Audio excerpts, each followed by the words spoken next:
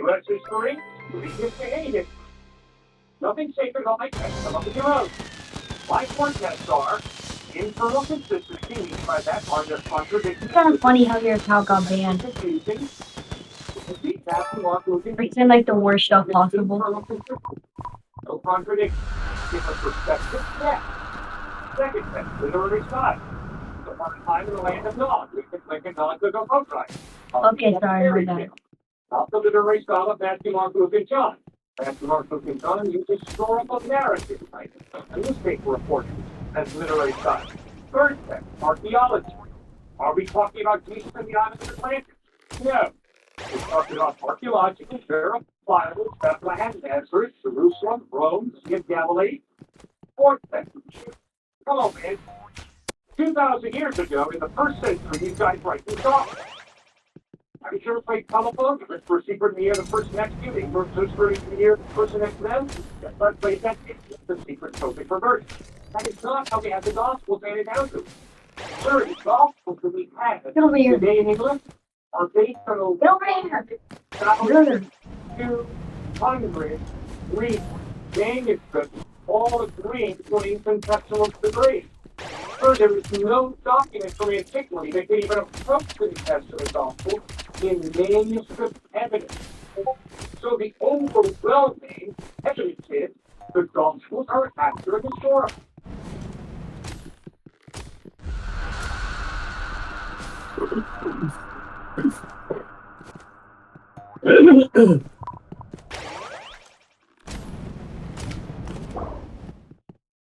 Let's go.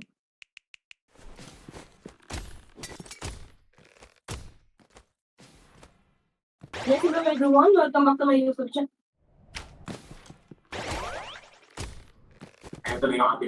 Wait, how did your not civilians account get banned?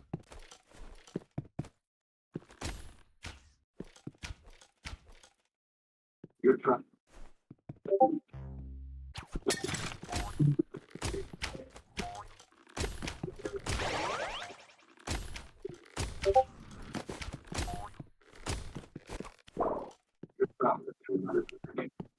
As I mentioned, Battlefield State sounds of flight. Your next stop, the Twilight Zone. With those words, Rod Serling began what is now considered one of the most iconic television series of all time. So iconic, in fact, it has been remade as a series 3 times on television and also made into a feature motion picture. Rod Serling was born on December 25, 1924. Encouraged by his parents, Rod would frequently put on plays in his family's basement for family and friends. When he was in high school, Rod began to write for the high school newspaper and had a reputation as a social activist. He was also interested in sports, but everyone said he was too small for the varsity football team. Listening to the radio was Serling's favorite hobby while growing up. He especially loved listening to horror shows while working at a local Binghamton, New York radio station. Although he was accepted into college, Rod ultimately lived in the service for the war effort after graduating high school in 1953. He was stationed in the Philippines to fight the Japanese, even though he had hoped to fight the Germans in Europe. His battle experiences while in the service influenced his writing and personal views for the rest of his life.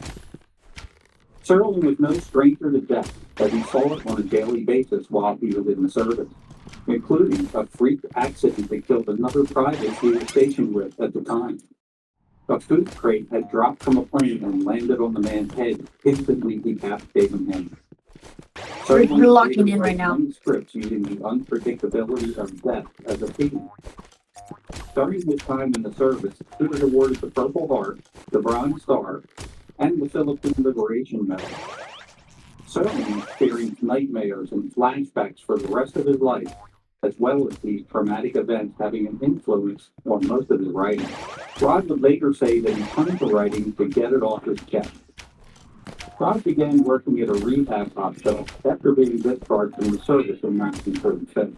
He became wounded in the knee while in combat in the Philippines, and it was an injury that would plague him for the rest of his life.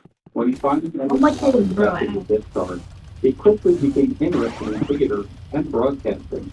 Rod wrote, directed, and acted in radio programs at school, while he was earning his Bachelor of Arts degree in literature. Here he met Carol Kramer, the woman that would later become his wife.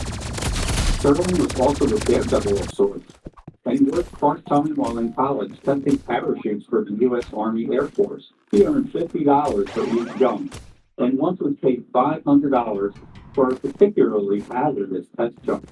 He also was paid $1,000 when he tested a jet ejection seat that the previous three testers had been killed on while testing.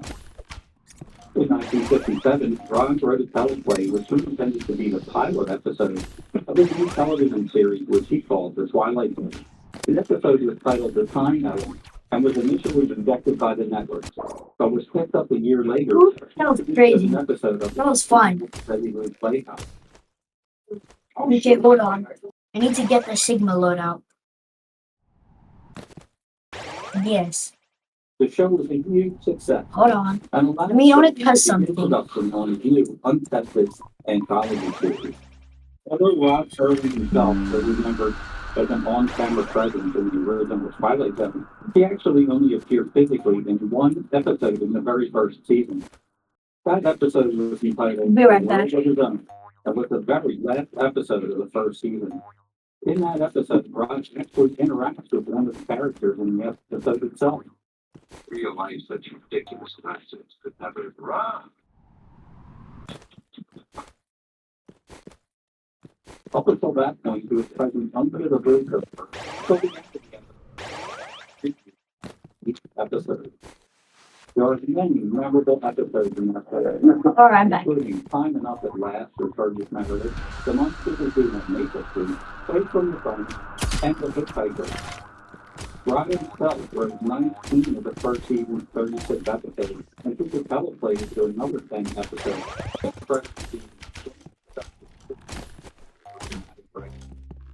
The second season of The Twilight Zone saw some production problems. You saw that clip, right?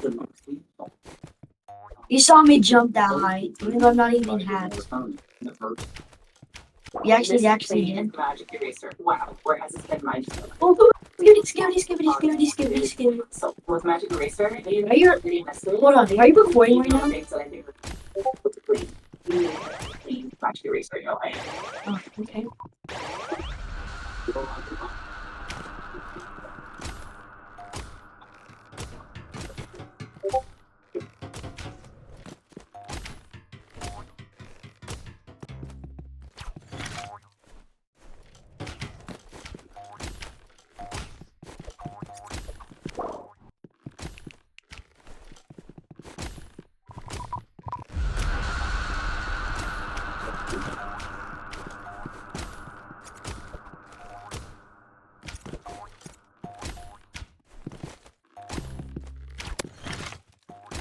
This is the theme song that everyone is now familiar with, which contains the unforgettable guitar and bongo theme.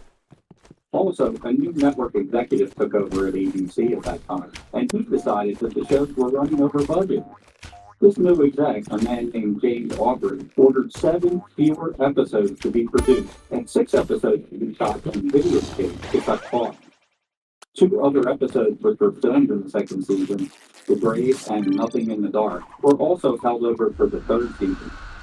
In the end, the savings only amounted to an average of $6,000 per episode, which was less than the You're eating cost of a the single you're eating the dummy. Sterling again came to 19 of the second season's 29 episodes. Where did you Now, an episode entitled The Encounter, which is the 151st episode of The Twilight Zone, hold on? is from the story by Rod Serling and a teleplay by an American screenwriter and novelist by the name of Martin M. Goldsmith. So It was directed by Robert Butler, also directed episodes of Batman, Star Trek, and The Fugitive, as well as many other programs of the time. The episode was originally broadcast on May the 1st, 1964, but due to its racial nature, was banned from the television syndication market until January 1st of 2016, when it was finally shown as part of the well, Twilight how did you get me there? Zone sci-fi network. In the episode, Fort Sakai, who is known as Mr. Silver of Star Trek fame, plays a Japanese American named Takamori. includes the racially offensive. Okay, let's lock in. Are you recording our voices? The episode was banned for syndication for Okay. 52 years. The story centered around a samurai sword that studied used to piggyback and soldiers wanted to previously in World War II. The sword itself has a strange effect on Takamori and seems to have it under its spell. After a stumble, Senki, while attempting to retrieve the sword, instead falls on it and dies. Takamori then picks the sword Where you and leaps out of the window to his death. Not one of the more uplifting Twilight Death stories.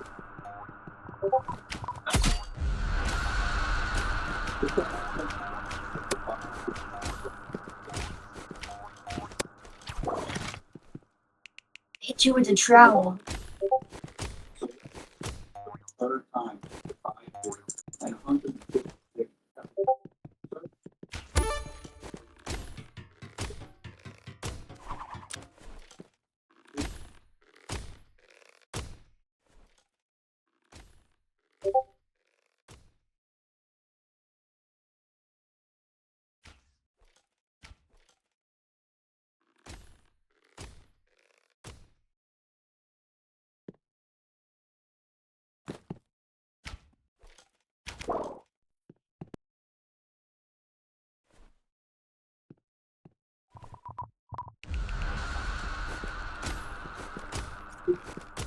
Yep. For information.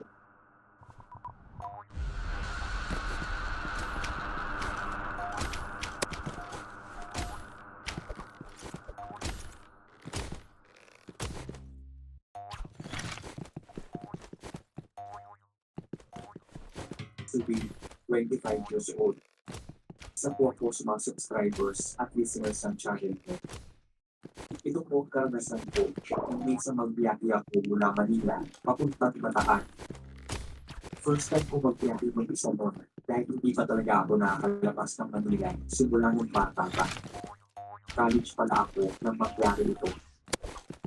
Tinutira ko yung magbiyahe ng mga magulang ko nang magbubuwang isang kaibigan ko sa college. Nagkabataan kasi siya at ako lang Wild energy pistols.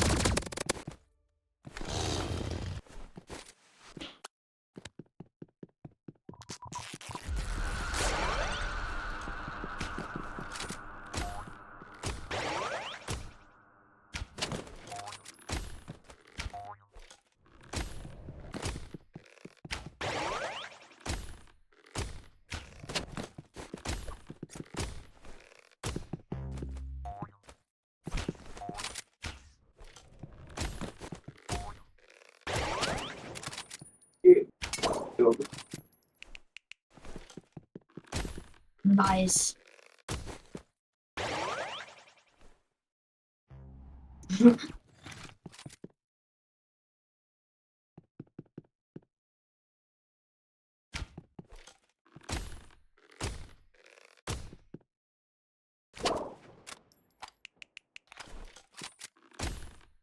$50.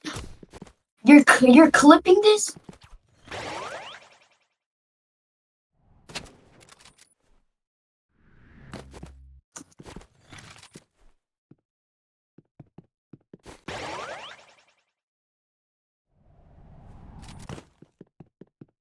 See ya.